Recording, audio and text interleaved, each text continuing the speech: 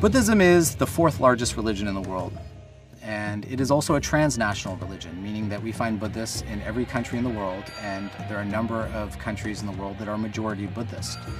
Most Buddhists would think of themselves as belonging to one of three schools of Buddhism: Theravada Buddhism, which we find in South and Southeast Asia; Mahayana Buddhism, which we find in East Asia; and Vajrayana Buddhism, which we find in Tibet and Mongolia. Buddhism really starts with the story of Prince Siddhartha, who was born in present-day Nepal 2,500 years ago. And when he was born, a great sage came down from the mountain and told his father, the king, that your son will either be a great emperor or a great spiritual teacher. The king was determined that his son would become a great emperor, so he vowed to shield his son from the suffering and misery of the world and kept him inside the palace walls, where he lived a life of luxury and hedonism.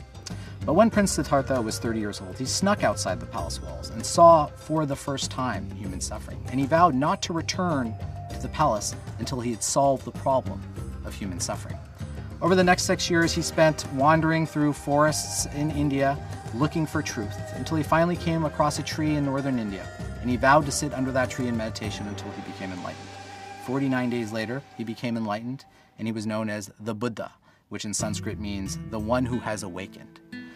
Buddhism is different than the other major world religious traditions because it is not oriented around God, but oriented around man. And what Buddha taught is that we create our own suffering, and the path out of suffering lies with us. We can alleviate suffering by changing our perception of ourselves and our world.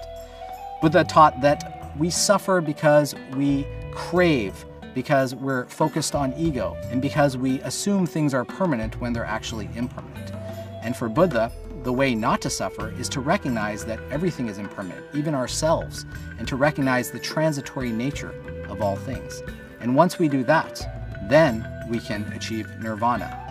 Buddhists believe that we're already enlightened Buddhas, and we just have to realize that ourselves. And for Buddhists, because the focus isn't on God, we can transform ourselves to become enlightened. We can understand the world in a particular way where we see the truth of our own natures. And in that respect, Buddhism is a self-empowering religion that many people gravitate towards because it doesn't necessitate that they worship any particular deity or engage in any other type of ritual other than meditation, contemplation, and introspection.